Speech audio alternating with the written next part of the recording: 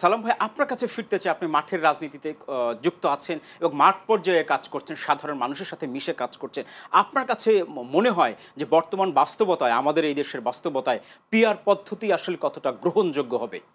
আমি সর্বপ্রথম মহান রাব্বুল আলমিনের কাছে কৃতজ্ঞতা এবং আলহামদুলিল্লাহ পড়ছি আমি এখানে সুস্থভাবে আসতে পেরেছি। আমি বাংলাদেশ জাতীয়তাবাদী দল বিএনপির পক্ষ থেকে এবং আমার নির্বাচনী এলাকা সিরাজগঞ্জ ৬-এর সাধারণ জনগণের পক্ষ থেকে আমি চ্যানেল এস আজকে যে আয়োজন করেছে এবং আমাকে যে ইনভাইট করেছে এর জন্য আমি আপনাদেরকে শুভেচ্ছা এবং সালাম জানাচ্ছি। আসসালামু আলাইকুম। আমি পিআর পদ্ধতি যে জিনিসটা নিয়ে এখন বাংলাদেশের যে কয়েকটা দল, সমমনা দল বা ইসলামিক যে কয়েকটা দল একত্রিত হয়েছে এবং তারা পিআর পদ্ধতি চায়। এই পিআর পদ্ধতিটা হলো প্রপোর্শনাল রিপ্রেজেন্টেশন, মানে সংখ্যানুপাতিক প্রতিনিধিত্ব। এই সংখ্যানুপাতিক প্রতিনিধিত্ব তারা কেন চায়, কী জন্য চায়? একটা দল যখন একজন লোক যখন একজন মেম্বার হওয়ার যোগ্যতা রাখে না, একজন চেয়ারম্যান হওয়ার যোগ্যতা রাখে না, জনগণকে যারা লালন করতে পারে না, জনগণের ম্যান্ডেট যারা লালন করতে পারে না, তারা নিশ্চয়ই জানে যে এই ভোটে যদি প্রত্যক্ষভাবে আমরা এই মানে বর্তমান যে নিয়ম আছে এই নিয়মের মাধ্যমে যদি আমরা ভোটে যাই, সেই ক্ষেত্রে আমরা ঠিক আছে জামাত আমি ধরে নিলাম যে তারা কিছু ভালো কাজ করেছে, সেই ক্ষেত্রে তারা যদি 20-30 হাজার ভোট পেত, এখন ধরে নিলাম আমি 50,000 পাবে।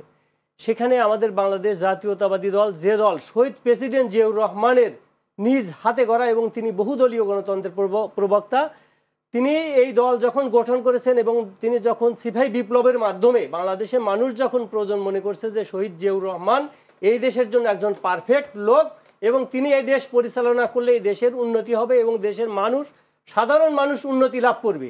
আমাদের রাজনীতির প্রথম এবং প্রধান উদ্দেশ্য কোনটা? সাধারণ মানুষের সুখ শান্তি নিশ্চিত করা, আইনের শাসন প্রতিষ্ঠা করা। কিন্তু বাংলাদেশের যে যারা আওয়ামী লীগ এবং ফ্যাসিস্ট যে সরকার ছিল, তাদের সরকারের যে বিভিন্ন জাতীয় নেতা ছিল, তারা যদি স্বাধীনতার যুদ্ধে ওনারা যদি স্বাধীনতার ঘোষণা দিতেন, তাহলে আমাদের মেজর জিয়াউর রহমান এনার কোনো আবির্ভাব হইতো না রাজনীতিতে। সালাম ভাই, আমরা সুতরাং এখানে পিআর পদ্ধতিতে আমি আসছি। এখানে এই পিআর পদ্ধতি তারা এই জন্যই চাচ্ছে, তারা এই নির্বাচনের মাধ্যমে বাংলাদেশের যে মানুষের ম্যান্ডেট তারা বোঝে না, বা মানুষের যে আশা আকাঙ্ক্ষা তারা এটা ধারণ করতে পারে না, এবং তারা জানে যে আমরা যদি এই ভোট করি আমাদের জামানতটা বাজেয়াপ্ত হবে, এবং এই পিআরের মাধ্যমে সে যদি 20% ভোট পায় তাহলে ধরে নেন 60% আসন সে ক্যারি করবে। তো এখন ওনার উদ্দেশ্যটা এইটাই যে এদিকে কিন্তু ডাকসু নির্বাচনের মাধ্যমে তারা বলছে তাদের ভূমিধস বিজয় হয়েছে এবং তারা জাতীয় নির্বাচনে আবার তারা এই দেশ সরকার গঠন করবে।